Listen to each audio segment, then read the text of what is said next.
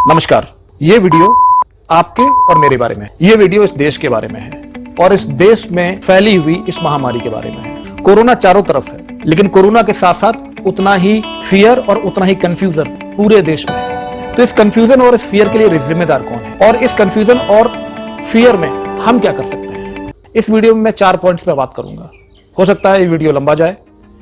उम्मीद करता हूं कि इस वीडियो को पेशेंस के साथ आप पूरा देखेंगे और पसंद आएगा तो आगे फॉरवर्ड करेंगे। ऐसा पॉइंट जो शायद हिंदुस्तान ने कभी भी एक्सपीरियंस नहीं किया, कम से कम आजादी के बाद तो कभी एक्सपीरियंस नहीं किया, और वो पॉइंट है लीडरशिप क्राइसिस। हिंदुस्तान में जबरदस्त पहली बार शायद लीडरशिप क्राइसिस देखी जा रही है। अपोजिशन में कोई ऐसा लीडर नहीं है जिसकी बात पर हम लोग रिलाय कर सके। या तो हमने उन्हें बहुत छोटा समझ लिया या फिर हमने उनको बहुत छोटा कर दिया, या फिर हमने अपने लीडर को जिसको हमने चूज किया उसको इतना बड़ा कर दिया कि उसके सामने हम और दूसरों को एक्सेप्ट करना ही बंद कर दिया। अपोजिशन में कोई नहीं है और जो इस समय सत्ता में बैठे हैं वो भी क्या कर रहे हैं समझ में नहीं आ रहा। ये बिल्कुल उसी तरीके से देखें जब घर में एक मौत का माहौल चल रहा हो, परेशानी हो, और आप ये देखें कि आपका जो बड़ा बुजुर्ग है, आपके जो पिता हैं, वो किसी एक पार्टी की तैयारी में लगे हुए हैं। ये बहुत ही क्राइसिस भरा पीरियड हिंदुस्तान देख रहा है। ये एक ऐसा माहौल है जहां समझ में नहीं आ रहा है कि हम किसकी तरफ देखें, अपोजिशन की तरफ देखें या अपने चुने हुए लीडर की तरफ देखें। एक चीज समझ में आ गई है कि ये पॉलिटिकल पार्टीज, सत्ता में बैठे हुए लोगों को आपकी फिक्र तो नहीं है। इनकी प्रायोरिटी कुछ और है। इनकी प्रायोरिटी है पावर। आप और हम शायद इनकी प्रायोरिटी नहीं है, और अगर हैं भी तो शायद अब ये लोग अपनी पूरी कोशिश करके भी चीजों को कंट्रोल करने में उतने सक्षम नहीं है जितना इनको होना चाहिए था। सबसे ज्यादा जो कंफ्यूजन है वो इस लीडरशिप क्राइसिस की वजह से है। किसी को समझ में नहीं आ रहा कि करना क्या है। जब आप अपने लीडर की तरफ देखते हैं तो लीडर किसी और ही काम में दिखता है, हमको लगता ही नहीं है कि कोई सीरियसनेस है वहां पे। तो क्या कोरोना इतना खतरनाक है? अगर नहीं है तो इतनी मौतें क्यों हो रही हैं? और अगर है तो पॉलिटिकल पार्टीज इलेक्शंस पोस्टपोन क्यों नहीं कर रहे हैं? कि एक चीज तो क्लियर है कि इन पॉलिटिकल पार्टीज की प्रायोरिटी पावर है, लोग शायद इनकी प्रायोरिटी नहीं है। Leadership crisis is my first point. Number 2, media जो कहते हैं कि डेमोक्रेसी का एक बहुत बड़ा स्तंभ है, वो स्तंभ को भी देखिए। पिछले 1 साल में अगर आप 2020 से लेकर 2021 के बीच में देखेंगे तो मीडिया की रिपोर्टिंग एक ही जैसी रही है। वो ये बताते रहेंगे कितनी क्राइसिस है, कितना केसेस इंक्रीज हो रहे हैं, कहां पे, राइट। तो अगर आप इंडिया के चुने हुए न्यूज चैनल को देखें तो उनका पैटर्न बिल्कुल चेंज नहीं हुआ है। अगर वो प्रो गवर्नमेंट हैं तो वो गवर्नमेंट को अप्रिशिएट करते रहेंगे, गवर्नमेंट ये कर रही है, गवर्नमेंट वो कर रही है, डेटा को छिपाते रहेंगे आपसे, और पॉलिटिकल पार्टीज क्या कर रही हैं वो सब चीजें आपको दिखाते रहेंगे। और अगर वो एंटी गवर्नमेंट है तो वो सिर्फ यही बातें दिखाते रहेंगे कि गवर्नमेंट कुछ नहीं कर रही है, गवर्नमेंट कुछ नहीं कर रही है। तो इनके पैटर्न में किसी भी तरह का कोई भी चेंज नहीं है। एक्चुअली इस मीडिया को खुद ही नहीं पता कि इनको रिप्रेजेंट क्या करना है। 2020 से 2021 के बीच में किसी भी मीडिया हाउस ने, जहां तक मैं समझता हूं, जहां तक मुझे जानकारी है, किसी मीडिया हाउस ने किसी भी मेडिकल रिप्रेजेंटेटिव को ना तो हायर किया, उसने अपना जो पब्लिक के साथ जो करस्पॉन्डेंस होना चाहिए, ये मीडिया वालों को भी नहीं पता कि फर्स्ट वेव क्या है, सेकंड वेव क्या है, अगर सेकंड वेव है तो थर्ड वेव कैसी होगी, थर्ड वेव कब आने वाली है, थर्ड वेव किसको कहते हैं, नोबडी नोज। क्योंकि कोई भी एक मेडिकल रिप्रेजेंटेटिव, मेडिकल करस्पॉन्डेंस ना तो इन्होंने हायर किया, ना तो उसको सामने बैठाला जिसको एक्चुअली में समझो कि कोरोना क्या है, ये कैसे जाएगा, और वो एक रिप्रेजेंटेटिव बन के पब्लिक तक अपनी बात पहुंचाए। सभी लोग अपनी अपनी ढपली, अपना अपना राग। तो याद रखिएगा, पॉलिटिकल पार्टी के लिए जिस तरीके से पावर इंपॉर्टेंट है, उसी तरीके से इस मीडिया के लिए टीआरपी इंपॉर्टेंट है, चाहे वो नेगेटिवली मिले चाहे वो पॉजिटिवली मिले।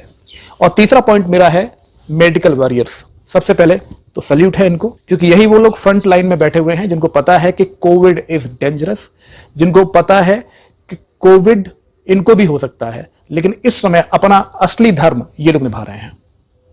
लेकिन एक चीज हम लोग इनके लिए ताली बजा रहे हैं, सल्यूट भी कर रहे हैं, लेकिन एक चीज भूल जाते हैं, these people are also human beings. इनके भी ब्रेकडाउन्स होंगे।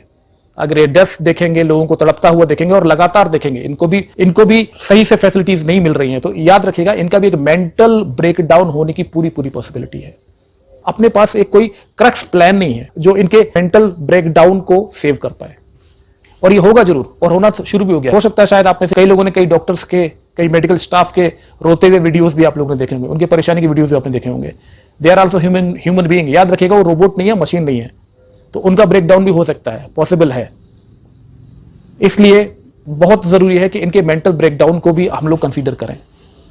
और चौथा पॉइंट है आप और हम, और हमारा बिहेवियर। मेरे एक दोस्त ने कहा कि जनता भी तो नहीं समझ रही है, वो पब्लिक भी तो नहीं समझ रही है। याद रखें, हम लोग एक ऐसे देश के निवासी हैं जहां पर लोग हेलमेट और गाड़ी की सीट बेल्ट तब लगाते हैं जब उन्हें सामने पुलिस वाला दिखता है। उनको पता है कि सीट बेल्ट उनके लिए, उनको पता है ये हेलमेट उनके लिए है, लेकिन फिर भी हमारा बिहेवियर हमेशा से ऐसा रहा है। लेकिन फिर भी आज चूंकि लाइफ क्राइसिस है, लोगों के बिहेवियर में चेंज आया है। लोग मास्क पहन के रहे हैं, हैंड वॉश कर रहे हैं, सैनिटाइजेशन कर रहे हैं, लेकिन क्या ये सफिशिएंट है, इनफ है? तो होना क्या चाहिए? अब हम क्या कर सकते हैं? हम जरूर कुछ न कुछ कर सकते हैं।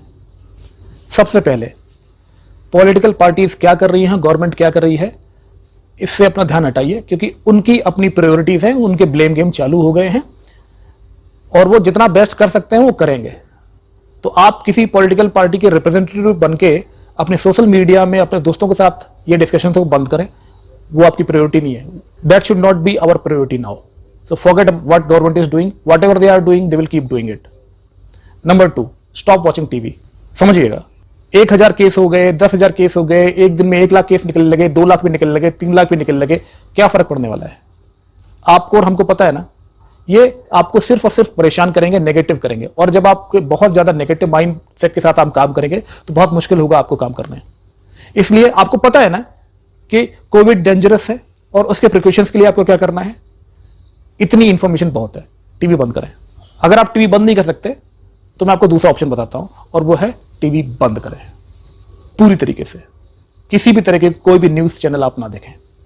तीसरा काम जो आप और हम कर सकते हैं वो ये कर सकते हैं कि मेडिकल रिप्रेजेंटेटिव को जो भी लोग पॉजिटिवली काम कर रहे हैं उन्हें अप्रिशिएट करते रहें। साथ ही ऐसे केसेस भी रिपोर्ट हो रहे हैं जहां पे ऑक्सीजन चोरी हो रहे हैं, इंजेक्शन चोरी हो रहे हैं, बेड के लिए लाखों लाख रुपए मांग रहे हैं, 10,000 की चीज 1 लाख रुपए में मिल रही है। अगर ऐसा कोई भी केस आपके सामने आता है, अगर आप मजबूर हैं, उस समय कुछ नहीं कर सकते तो आप कुछ नहीं कर सकते, पे कर दें, लेकिन इसको किसी न किसी तरीके से रिपोर्ट जरूर करें, चाहे सोशल मीडिया पे ही सही, उस व्यक्ति का नाम आप डिस्क्लोज करें ताकि ऐसे लोगों को फिल्टर किया जा सके।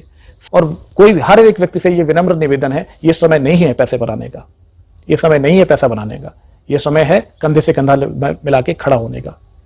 आपके ऊपर मेडिकल रिप्रेजेंटेटिव, हॉस्पिटल्स, आपके ऊपर ही पूरा देश टिका हुआ है। कृपया इस समय ऐसी कोई चीज ना करें। और हां, सबसे इंपॉर्टेंट चीज, अगर आप अपने सोशल मीडिया का सही तरीके से इस्तेमाल करना चाहते हैं तो करें। बहुत सारे ऐसे नंबर्स, बहुत सारी ऐसी चीजें सोशल मीडिया पर फ्लोट हो रही हैं कि जहां पे ऑक्सीजन मिल रहे हैं, जहां पे वैक्सीनेशन हो रहे हैं, जहां पे बेड्स अवेलेबल हैं, जहां पे प्लाज्मा डोनर अवेलेबल है। अगर इस तरह की कोई भी इंफॉर्मेशन आप तक पहुंच रही है, उसे अगर आप एक टीम बना के अगर आप वेरीफाई कर, मैं ऑलरेडी कर रहा हूं इसको, अपने दोस्त, मेरे कुछ दोस्त कर रहे हैं, उनसे मुझे इंस्पिरेशन मिली, मुझे समझ में आया कि मैं भी ये कर सकता हूं, मैं उनको हेल्प कर रहा हूं किसी भी तरीके से, कई तरीके से उनको हेल्प करने की कोशिश कर रहा हूं। कितना कर पा रहा हूं पता नहीं मुझे। आप भी किसी भी इंफॉर्मेशन को अगर आप वैलिडेट कर सकते हैं, उसे सोशल मीडिया पे वैलिडेटेड इंफॉर्मेशन के रूप में अगर आप उसे आगे फॉरवर्ड कर सकते हैं, प्लीज करिए और करते रहिए। न जाने कब, कहां, कैसे आप किसकी जान बचा दें। किसी भी एक व्यक्ति की जान बचा सकते हैं, किसी का बेटा बचा सकते हैं आप, किसी के पिता बचा सकते हैं आप, किसी घर संसार को आप बचा सकते हैं, सिर्फ एक छोटी सी शेयरिंग के साथ। तो याद रखें, पॉलिटिकल पार्टीज को अवॉइड करें, जो रूटीन मीडिया है उससे दूर रहें। नंबर 3, मेडिकल रिप्रेजेंटेटिव को हेल्प करें, उन्हें सपोर्ट करें, और अगर कुछ गलत हो रहा है तो उसे किसी भी तरीके से कभी रिपोर्ट करें। और नंबर 4, एक दूसरे का ध्यान रखें। अगर आप में से किसी को भी कोविड है, अपने आप को आइसोलेट कर ले, क्योंकि आप अपने आप को आइसोलेट करके सिर्फ अपनी हेल्प नहीं कर रहे हैं, हम सभी की हेल्प कर रहे हैं। You are not disconnected, you are just isolated for few days, that's it. और अगर किसी भी फॉर्म में आप सही इंफॉर्मेशन को वैलिडेट करके अगर आप अपने सोशल मीडिया अकाउंट पे आगे तक फॉरवर्ड कर सकते हैं, please do it, please do it. अगर वीडियो पसंद आया तो आगे फॉरवर्ड करिएगा। यू नेवर नो, ये वीडियो शायद किसी को इंस्पायर कर दे। पता नहीं कि इस वीडियो को देख के शायद कुछ लोग काम करना चालू कर दें और शायद एक आध जान बच जाए। Thank you.